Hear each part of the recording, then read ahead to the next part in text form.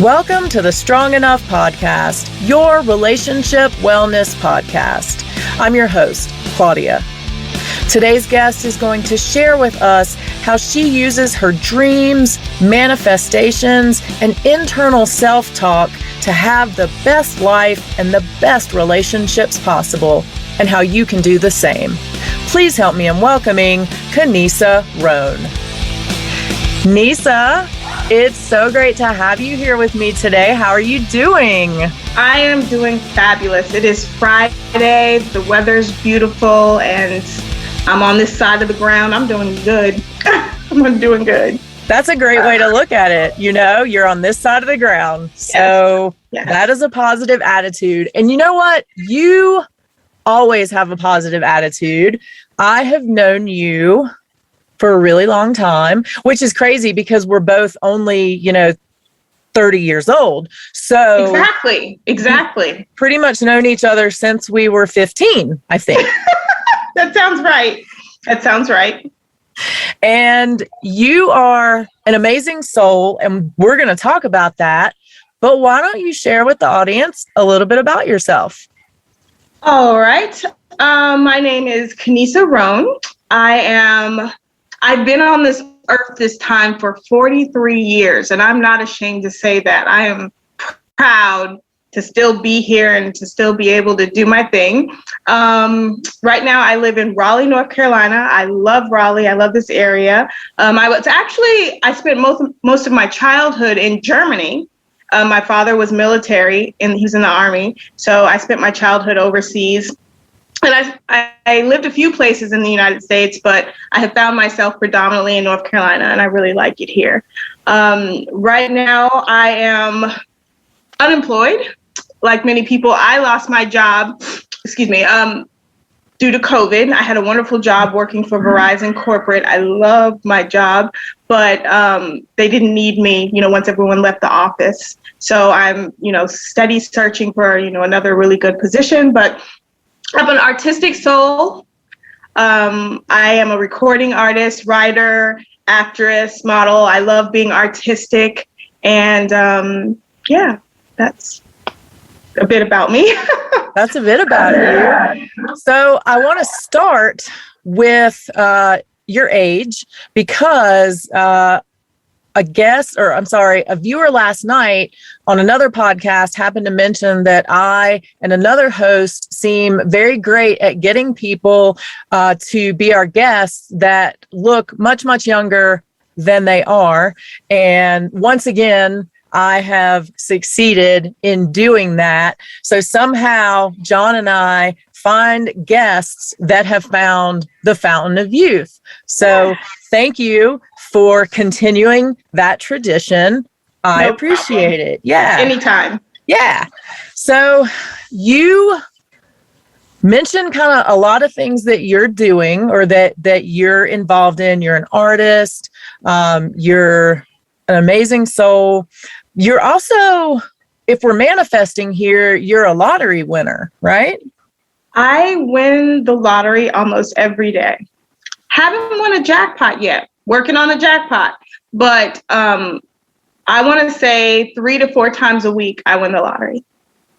Yes, you do. And I'm lucky enough to be in that lottery pool. And we're going to talk a little bit about that because one of the ways, or I guess the way that you pick our numbers that are one day going to make us millionaires is through dreams and intuition. Yes. I want you to talk a little bit about that because, I have weird dreams. You and I have had some conversations about some crazy dreams that I have had, but you harness your dreams and you really dissect them to figure out what they mean. So will you talk a little bit about that? Yes. So what I do is I translate dreams, and I'm trying to think the beginning where it may have started.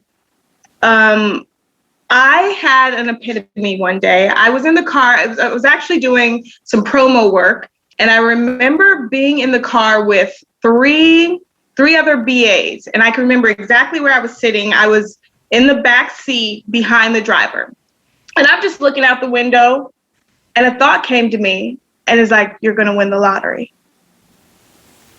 Just out of nowhere. I had never played the lottery before. Didn't think any, I didn't, it's just crazy because I didn't think anything about the lottery. And just this random thought said, you're going to win the lottery.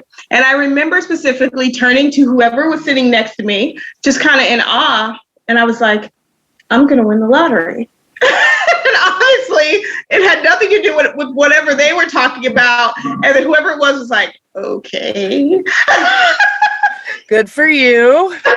So that having that thought randomly pop into my head, I started exploring that, and I started doing some studying and some research, and some things started to happen into my life where I just started down this path of the lottery. And when I first started, the lottery wasn't even in North Carolina. Mm-hmm. We used to have to travel to Virginia to play the lottery, right? So that's how long ago this started. So when it came to dream, I looked up a lot of things. I learned a lot of things. And there was two major things that led me into the dreams. One was I found an article about some Tibetan monks, some monks in Thailand that had gotten in trouble because what they were doing was they were going to the mountains where they go and they pray and they do their meditations, and they were tapping in, and they were acquiring winning lottery numbers, and they were giving them to the people, just giving them to the general public. And they were correct winning lottery numbers. And they actually started to, it started to affect the economy in Thailand. Now, for them, they apparently had a religious oath that they weren't supposed to use their gifts to do this. Now, I'm reading this and I'm like, wait a minute. First of all, they're human. Whatever they're doing, they're human. Two, I don't have an oath. I don't have an oath, right? So learn what that was and what that meant. And then the second thing, I came upon this article, what's his name? Tad, I'll have to look up his name exactly, but it's a gentleman, he's passed on now, but he started doing research into what it means to be an empath and to have psychic gifts. Mm-hmm. Okay. And so he came up with this theory called dream tongue. And what dream tongue is basically getting information from your dreams, accessing information from your dreams. And I took this course that he put out, and it really changed my life. And I started meditating at night. I'd lay on my back and I'd be like, I'm a lottery winner. I'm going to win the lottery. I'm going to win a jackpot. And I did that every night. And so I would remember my dreams. I started a dream journal. So every morning I would get up and I would remember in great detail my dreams. And I'd start writing stuff down or putting stuff in my phone, and numbers would come up. And I'd be like, interesting. But then when I would check the lottery numbers that day, it would match up. Wait a minute. So at first you think, okay, that's a coincidence. Mm-hmm. Right? And then it happens a few times and you're like, oh my God, I'm losing my mind because I believe that this is actually something. I'm going crazy. But I wasn't going crazy. I had learned how to tap in, how to access. I wanted it. I meditated on it. And Claudia, I literally retrained my brain to the point where I don't even meditate anymore. Sometimes when the jackpot's really high, like it is now, I meditate. Mm-hmm. But I don't have to. Every night I dream lottery numbers, right? So, and it's not just I'm seeing these sequences of numbers. I see images. There's imagery. And I found this amazing source. It's old Italian, very old, when they believed in psychic and seers and that they were very prominent in society. And they have definitions and it matches up. And I love that I have witnesses. Mm-hmm. To say, she said that's what it was going to be, and that's what it was. It's time stamped, and that's what I do. That's what I do. I love it. I'm happy to be a part of it. Yes. And I know that let's talk about the manifesting part for a second, because, and then we're going to go back to the dreams and talk a little bit more about that. But manifesting is really important to you. And I know that because in our group text, when the jackpot is really big, you will kind of signal us to do certain things. Hey, have you gotten your financial advisor yet? Hey, have you done this? Who's the first person you're going to call when we win? So tell me a little bit about how manifesting became a big part of your life and what it has done for you. So it's so important to understand that we have access to any and everything.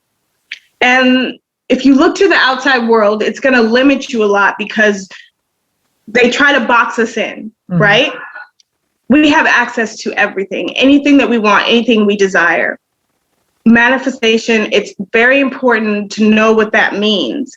And it's basically saying to the universe, this is what I want. And you have to be like this. This is what I want. And you have to give and take and let that flow. You can't be like this. This is what I want. So I'm holding on to everything I have. I'm not spending any money. I'm not going anywhere. That's not going to work. You have to be open. You have to be prepared. So we haven't won the lottery yet. But like you said, I tell you guys, get a look up a financial advisor. You want a house, look up your dream home. Where do you want to live? Put the universe. So the universe knows that you're serious. You really want this and you're prepared for it. Because how many people buy lottery tickets and they're like, I want to win the lottery.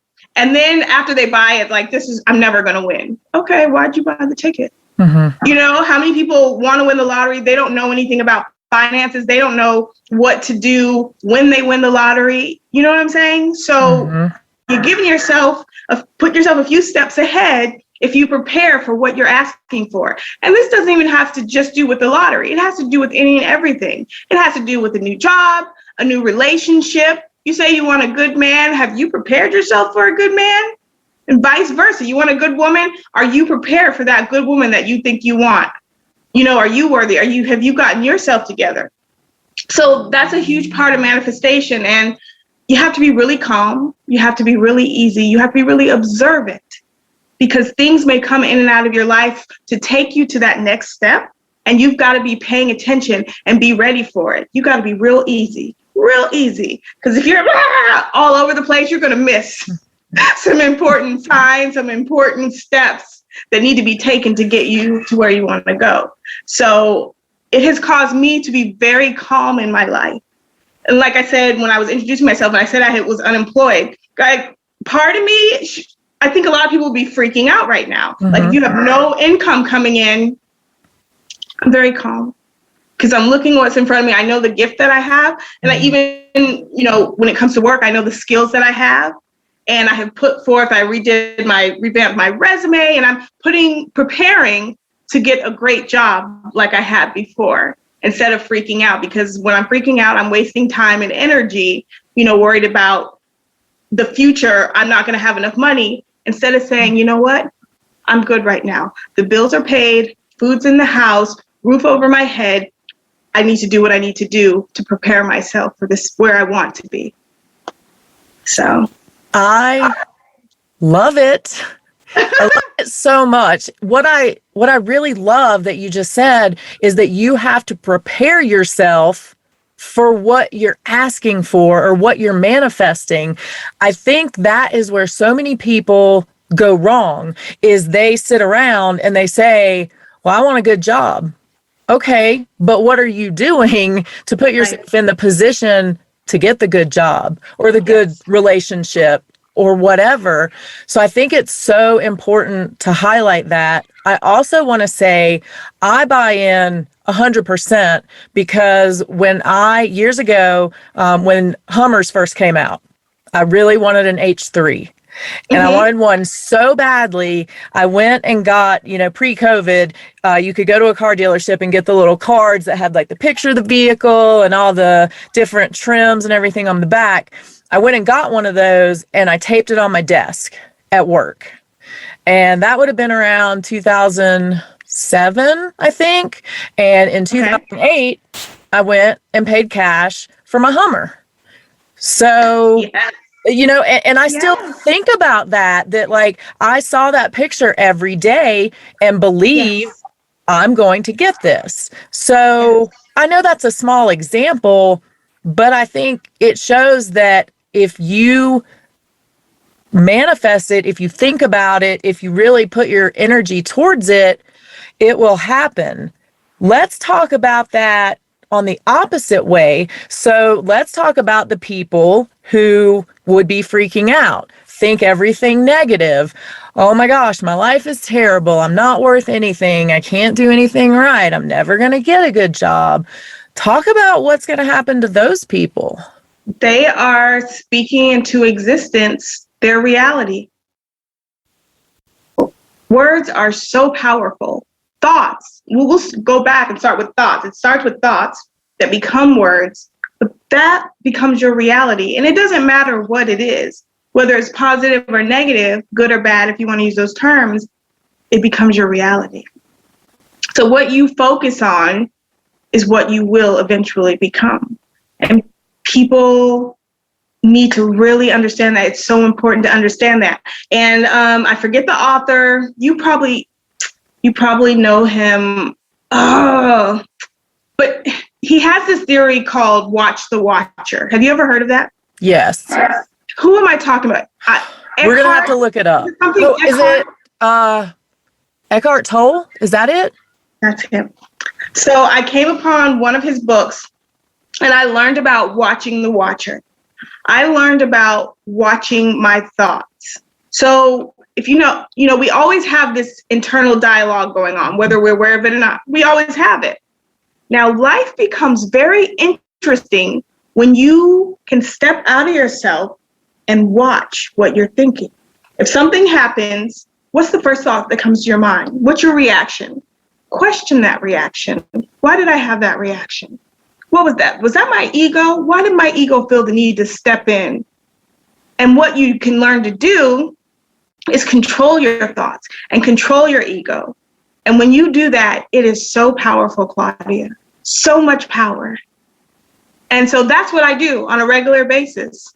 And sometimes I share, I'm like, you know what I just thought when you said that? It's crazy, but that's what I thought. And it's funny. It can be funny. And sometimes you'll notice patterns. And those patterns, a lot of times, there's reasons that you think certain things, whether it's been implemented on you by society, whether you had some trauma growing up or going through life that, puts that thought in your head. If you can learn to control those thoughts and learn to control those reactions and be able to sort through and say, hey, this is good for me, or be like, you know what, this is not good for me. This is not helping my cause. This is negative thinking. These are negative thoughts, and it's not productive. So I don't need this. Life starts getting a lot easier when you're able to do that. But most people are on automatic and they're not that conscientious. They don't stop and think. So it's really like the Love Over Fear Project is my little company. And that's one of the things that I try to teach people about empathy and also about being super conscientious and really paying attention to what's going on in here. Right? Mm-hmm. So many people don't do that. They don't pay attention. What would you say to the people, we know there's a lot of people out there who have struggled with self-esteem, self-worth, kind of like what you were talking about is sometimes it's society that puts us in a box. Sometimes it's another human being, a family member, a relationship that puts us in that position where we are constantly engaging in those negative self-thoughts. What do you say to them to break that cycle? It's hard. It's hard in the beginning. I'll say it's hard in the beginning, but get out of your head. A lot of people overthink. When we have anxiety, it's because we're overthinking. We're thinking about the future. When we are depressed, we're thinking about the past, something that has already happened, and we're depressed, we're overthinking. Get out of your head, because 99.9% of the time, wherever you're at right now, in the present, you're fine. It's when you start thinking, even if you're just thinking 5 minutes ahead, what's going to happen when he comes You're freaking out. You're thinking about the future. Stay in the present, get out of your head, and just chill out. And it's very hard because we're always thinking, we're always on that go mode, from our electronics, our phones, and just being plugged into social media. Our brains are always going. But you find peace when you calm that chatter, right? Mm-hmm. And just be easy and calm. And when you have issues and when you have problems, if you can quiet that chatter, and if you really zone in, and if you believe in whether it's prayer or meditations, the answers that you need are right there. You just need to learn how to access. Let's go back to talking about dreams. So, you know that I wholeheartedly believe in what you do. And we chat about it. We kind of laugh about some silly stuff that I dream about. What is a typical reaction, though, that you get when you share this with people? So it's a very personal subject. It has to do with spirituality and just reaching a place that we can't really reach with our five senses, right? And everybody's not comfortable with accessing information or dealing with things that don't have to do with our five concrete senses. Mm-hmm.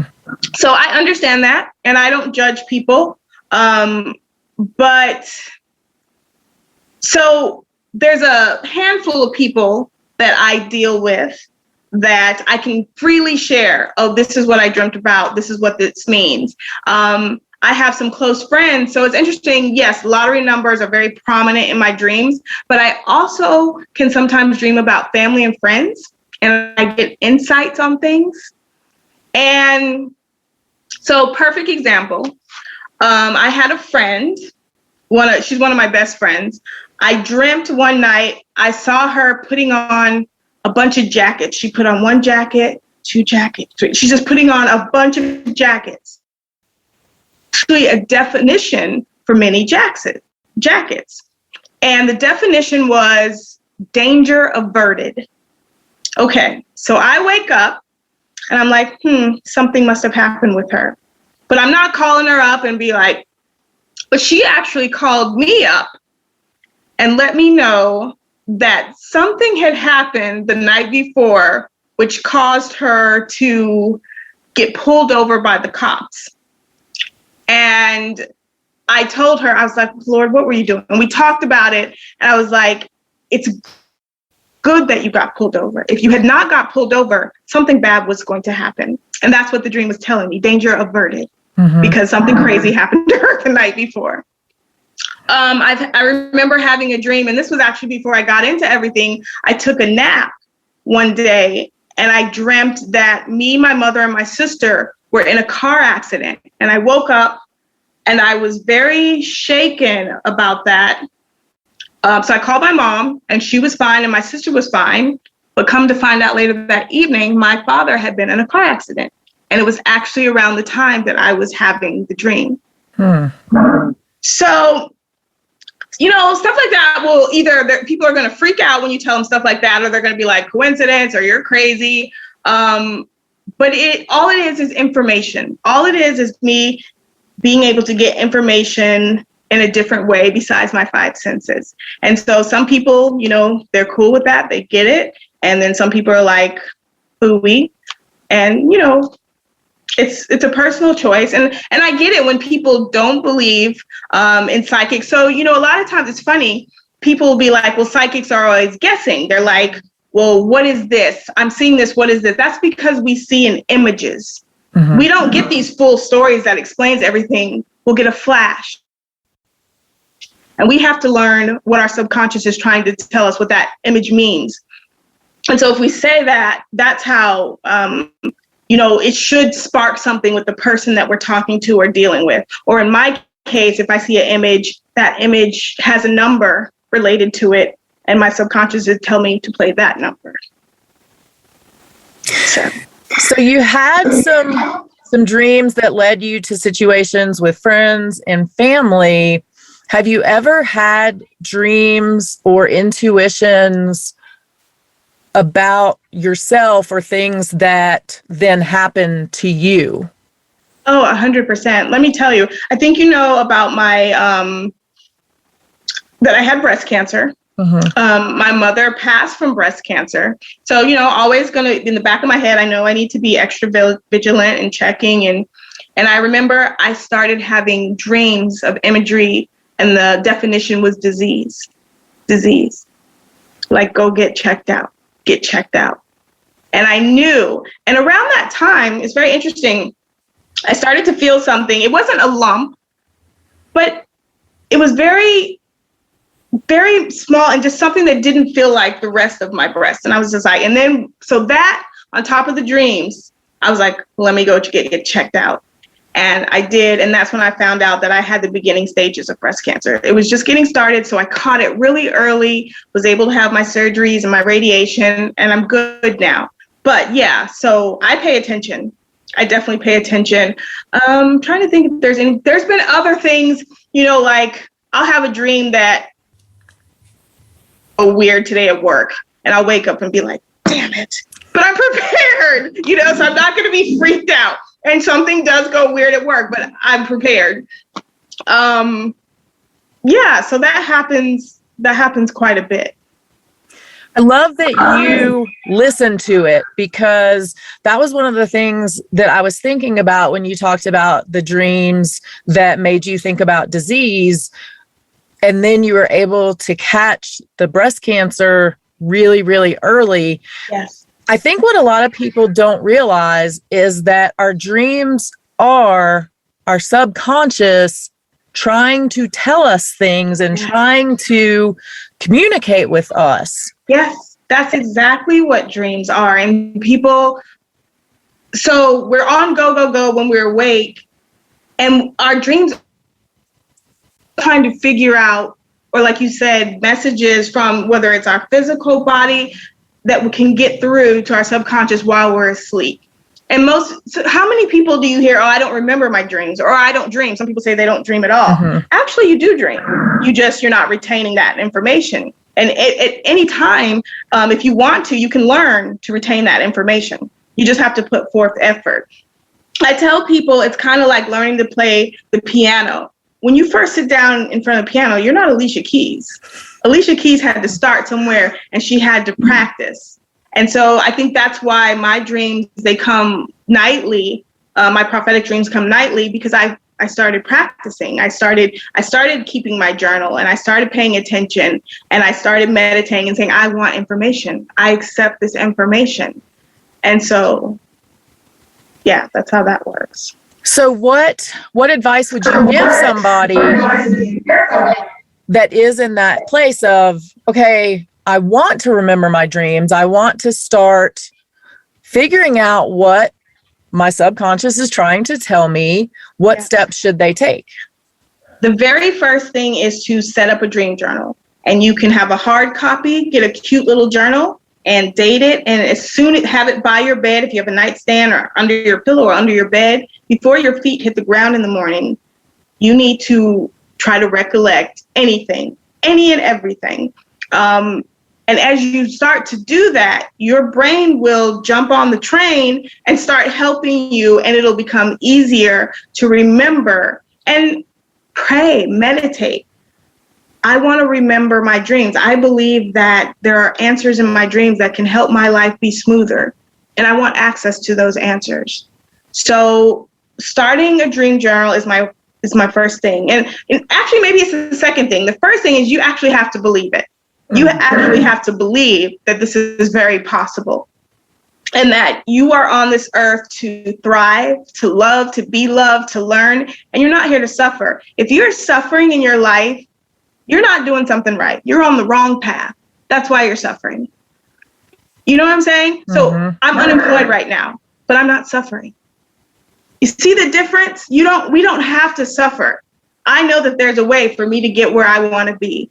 And that is available to everyone. And it's just very peaceful and very powerful. And that's why I want to give this message out to people, that you don't have to be freaking out. I mean, any and everything in your life, there's an answer. And you may have to try something different. You may have to heal some trauma, but the answer is there and it's available, and it's always available for you.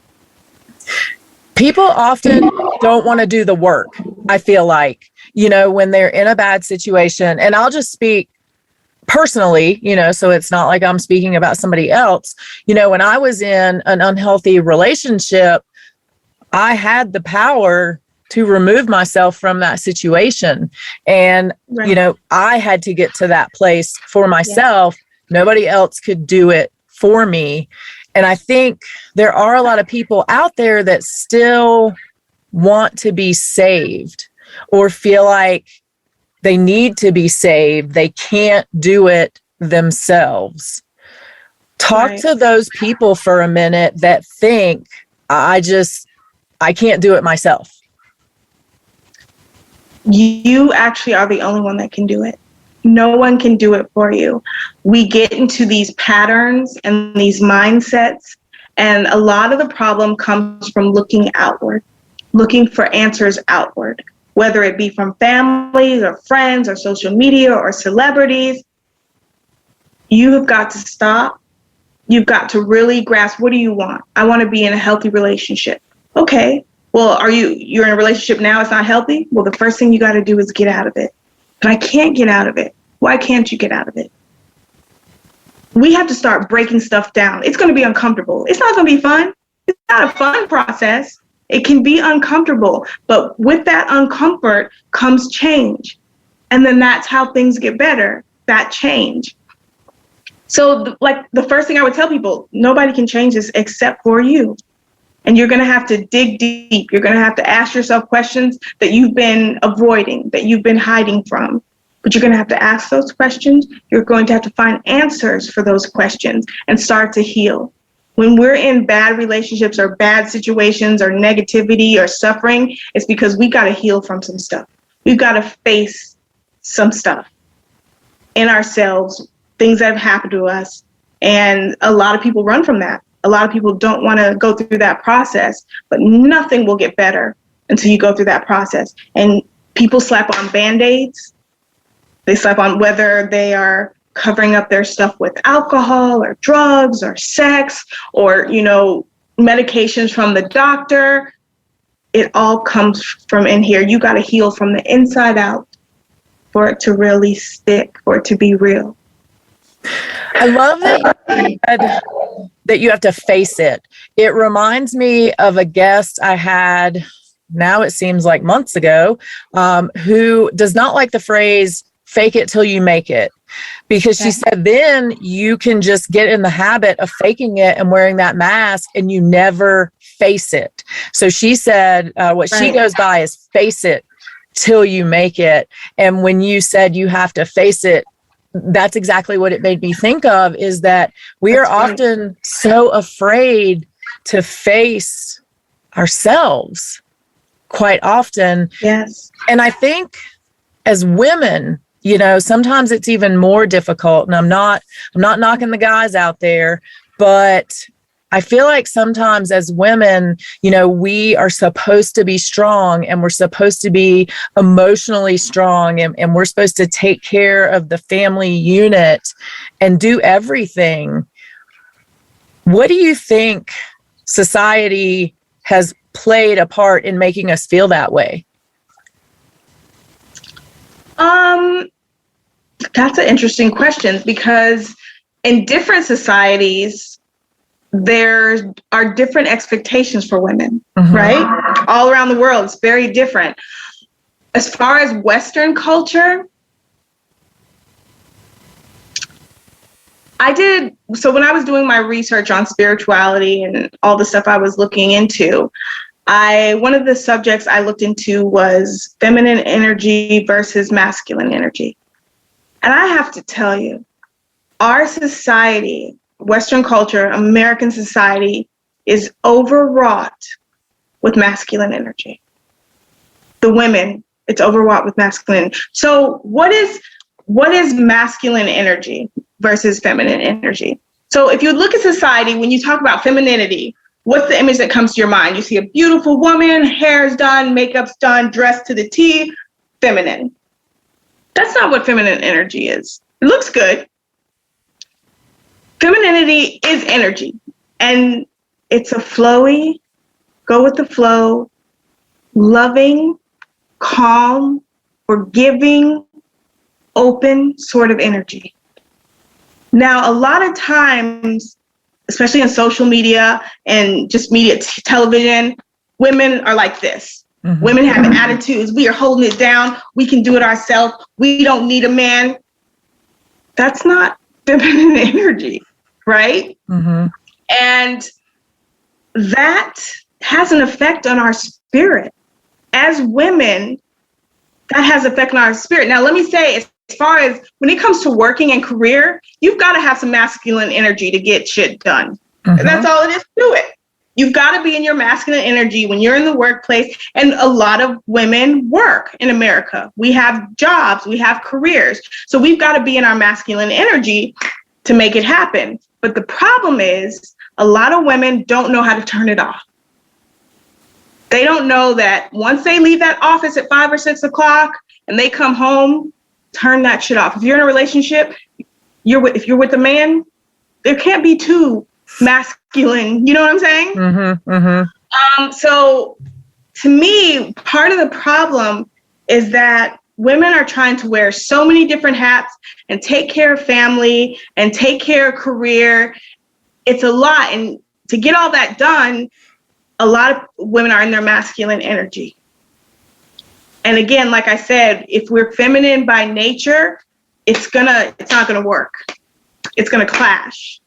And then we're gonna be in feel all sorts of crazy. Does that make sense? That is one of the reasons I love my job at Verizon corporate, was that my role there I was very much in my feminine energy. My job was basically to take care of the Verizon employees. I was very much a mother figure. Whatever they needed, I made sure they had everything they needed to do their jobs correctly. So I was very much in my feminine energy in that, I didn't have to be the boss. I didn't have to, I wasn't managing. So I love that role. It fit me very well. And I know how to jump out of, I can recognize, so I'm so sensitive to energy, I can recognize when energy and when I'm in my masculine energy. And when you learn to feel that, it's very interesting, right? And I prefer to be in my feminine energy. That's why when I'm in a relationship with a man, I very much need a man to be in his masculine energy so that I can be in my feminine energy. I have been in a relationship where the man is more effeminate, and there's nothing wrong with that. But I am a Leo, and that's another thing too. Your zodiac has a lot to do with it. I'm a Leo, so we are masculine in energy by nature. And so I learned that I really need to be with a pretty masculine dude so that I can feel like I'm in my, feminine nature. So yeah, that has a lot to do with it too. We're going to go down a path here that I didn't even know we were going to go down. But okay. Now that we're talking about this feminine and masculine energy, I find it super interesting because I know exactly what you're talking about when you say we as women in the workforce a lot of times have to put on that masculine energy. So I feel it, especially because I traditionally have done jobs that are male dominated. Yes. But at home, I feel exactly like you that I want my partner, my husband, to be the man, Yes. So I just never really thought of that before. Do you think that's common, or am I a weirdo? I might be a weirdo for other things, but just this. What do you think? No, I think that happens a lot. And I think, again, it goes back to, you can find a woman. So have you ever known a beautiful woman who can't keep a man around? Mm-hmm. And nobody knows why. She doesn't know why. So I actually figured out when I was doing all my research, because I felt like I was attractive and I was attracting all these men, but they would go away. And then I learned about the feminine and the masculine. And like I said, by nature, without changing anything, I'm more in my masculine energy. I'm very direct. What does that mean? It means I'm really direct. I'm not going to beat around the bush. I'm not sugarcoating anything, like this is this. And sometimes, that energy, people can feel that energy, and men can feel that energy, right? And so when I learned about what it really meant to be feminine, things started to change in my dating life. And I started to attract different men. And then when men came around,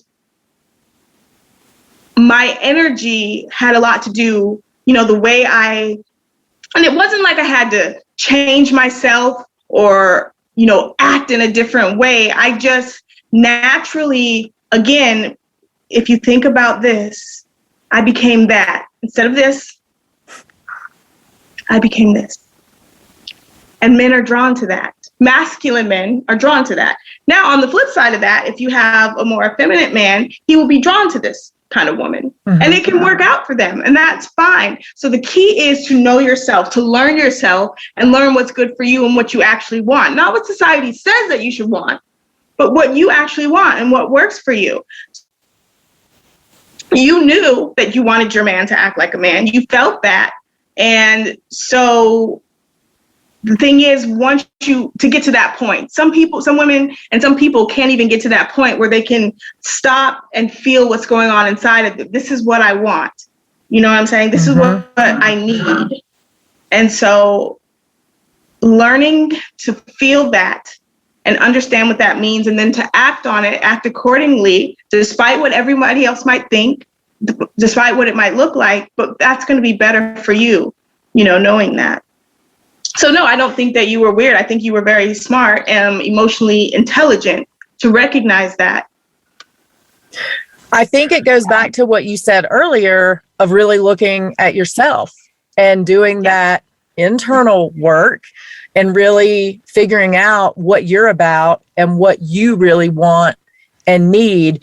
And I love that you said you didn't change yourself, because that was going to be one of my questions that I felt like people would say is, well, now she's changing herself for a man.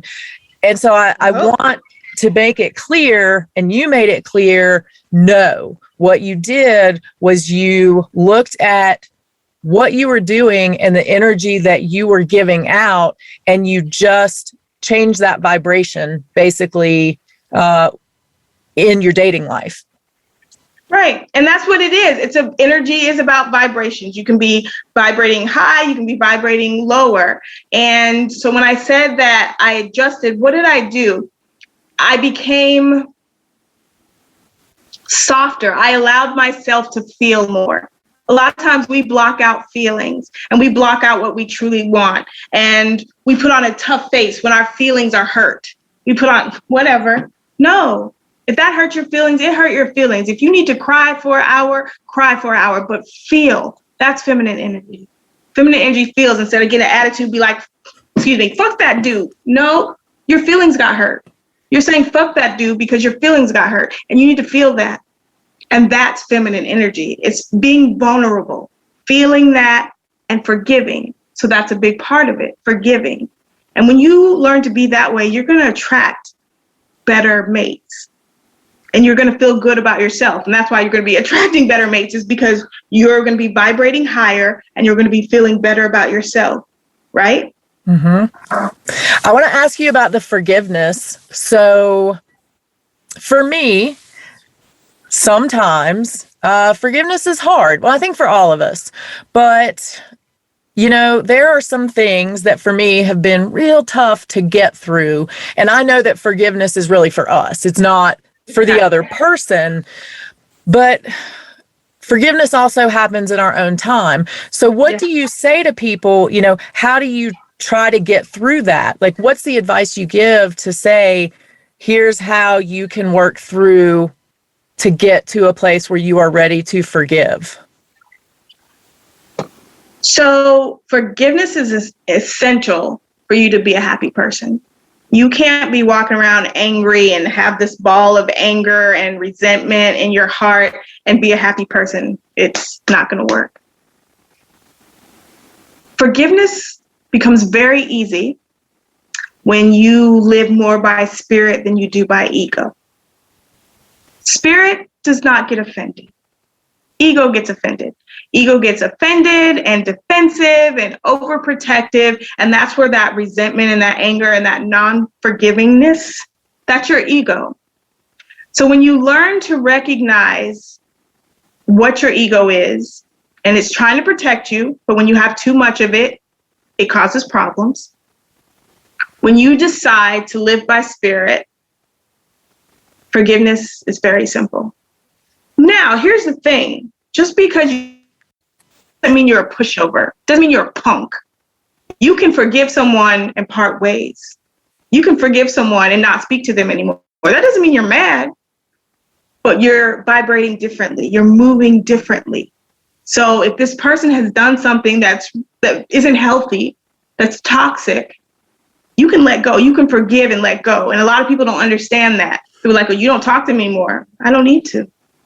You know what I'm saying? If someone's disrespectful to you or treat you in a way that doesn't feel good, but the forgiving part is very important. So if you have forgiven that person and you don't fuck with them anymore, that's fine. And that's okay. And a lot of people don't get that. But when you find someone's not healthy for you, forgive and move on. That's the healthiest way. As I like to say, put it in a bubble and blow it away. Yes.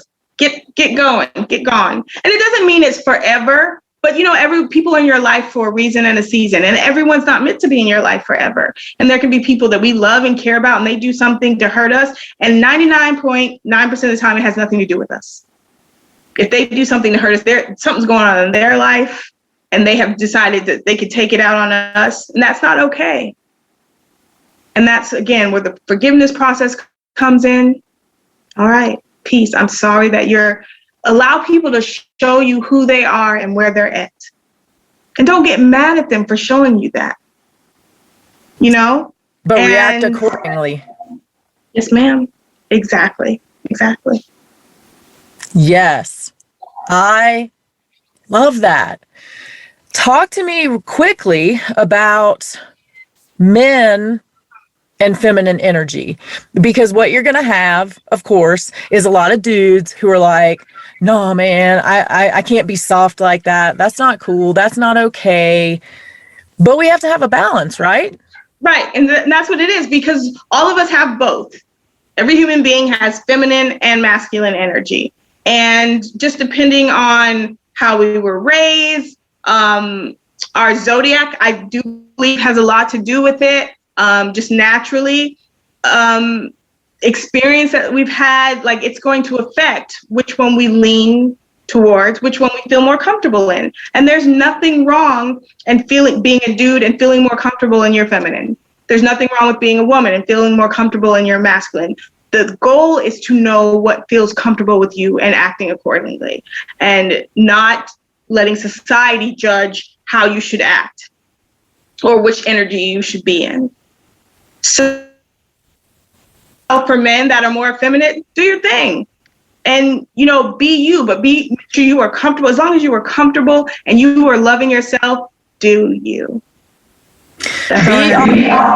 Be authentically you, because then you're going to be happy. Yes. And you're going to attract what you need. Exactly. Throw at me some wellness advice that you would give out. Okay. In general, I like to start my day off with meditation, and it's pretty much the same meditation every day. But, when I open my eyes in the morning, I made another day. Thank you for allowing me to see another day. Help me to be the best person I can be today. Please keep me under your veil of protection. Keep my family and friends under your veil of protections. And I go down the list. I list my parents, my siblings, my nieces, my niece's daddy, my aunts, stepmom, like everybody. I go down the list, uncles, cousins, And I'm very specific. Keep them under your veil of protection. Protect my family. Protect all my friends. Protect my close friends. Protect my friends I don't even know I have.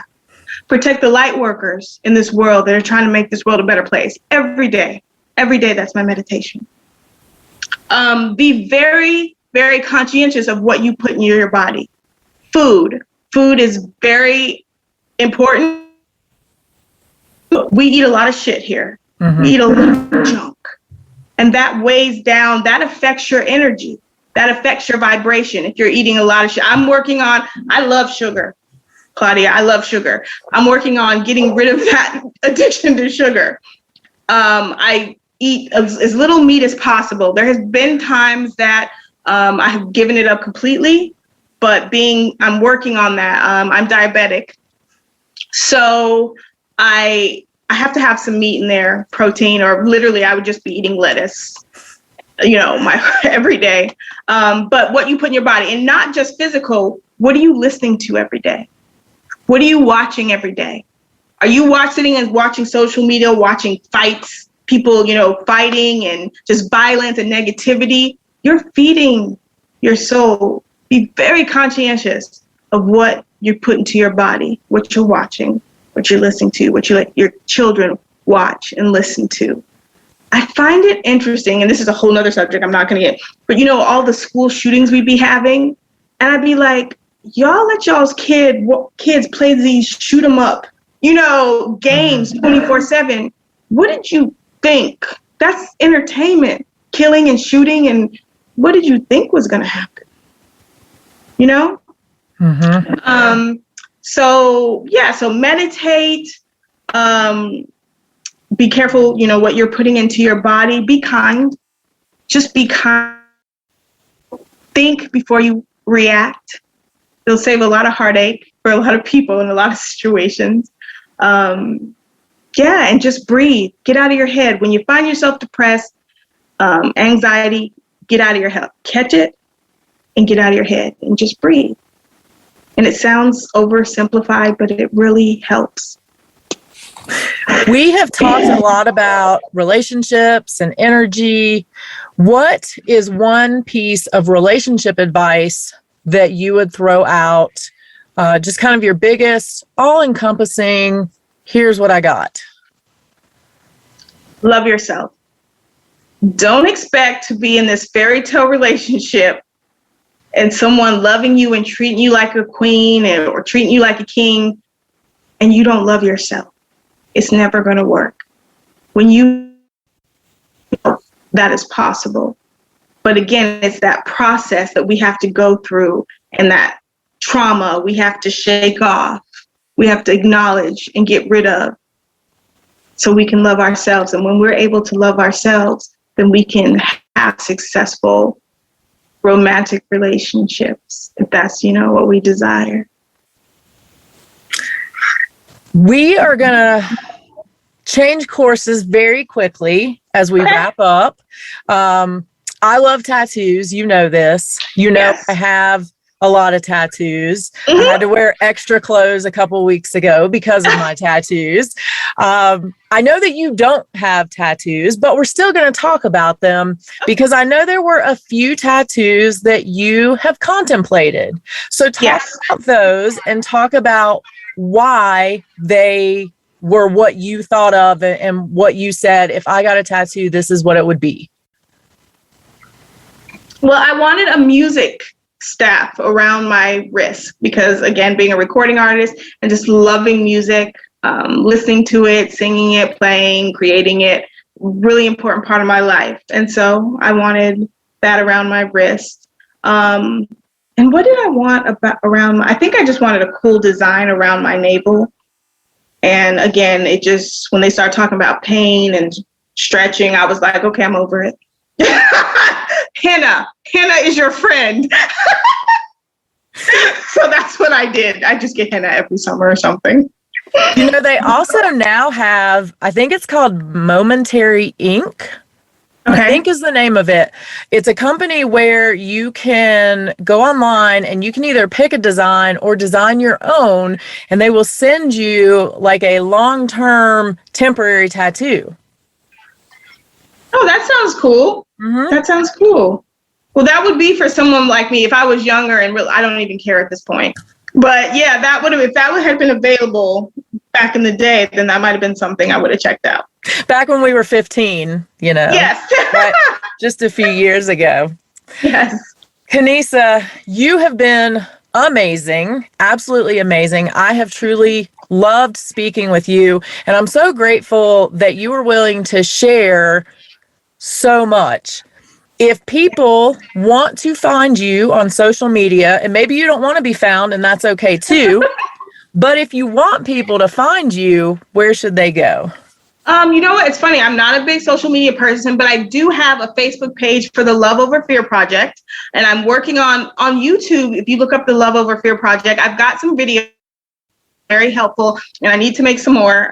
Those are a little bit older, but the Love Over Fear Project is what people would want to look up. And like I said, join the Facebook page. I'm always putting up positive videos or positive insights. And we have a really fun, encouraging community. So if you need an uplift during the day, you can just go to that page, and there's going to be something there that touches your heart in a good way. So we all need that positivity in our lives. We all need a Konisa in our life. So thank you so very much for joining us today. I really appreciate you. Thank you, Claudia. I had so much fun. I really hope you guys enjoyed my conversation with Konisa as much as I did. I absolutely appreciated her relationship advice, her wellness advice, and her reminder that the way we speak to ourselves will determine the way that others treat us. So remember, until next week, you are strong enough and you are worth it. Thank you for listening to the Strong Enough podcast. You can find us on your favorite podcast platform by searching Strong Enough. And on YouTube, we're available on the Spear Talk channel.